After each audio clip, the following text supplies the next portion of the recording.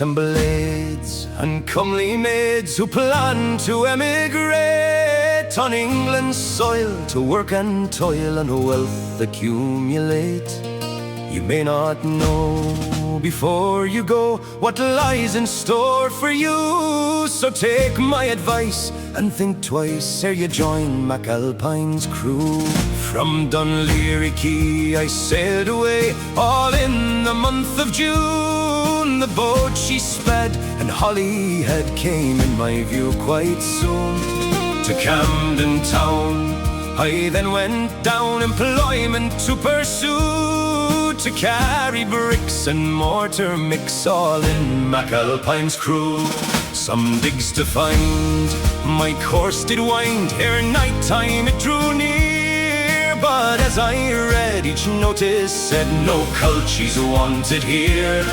How could they know that to Mayo I had lately bid adieu, and that in the crown of high renown I had joined Mc-Alpine's crew?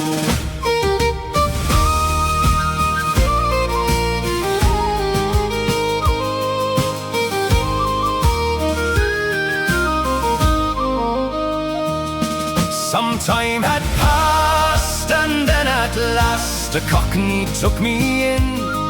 The grub was bad, but I was glad, so I did not raise a din. The meat was tough, but good enough for lads like me and you, who had sailed from home and crossed the foam to join Mc-Alpine's crew. In hail and snow to work I'd go, all the days that God did send, to earn a bob and keep my job on which I did depend. Until at length it broke my strength, bad health did follow too. A lonely man lying in a sanatorium, far from Mc-Alpine's crew.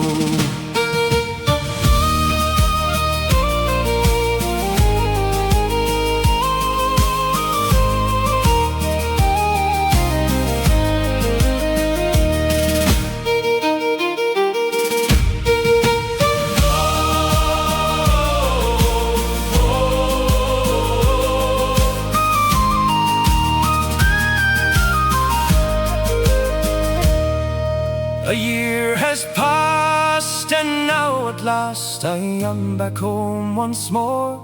Thank God I'm well, the truth to tell, and much wiser than before.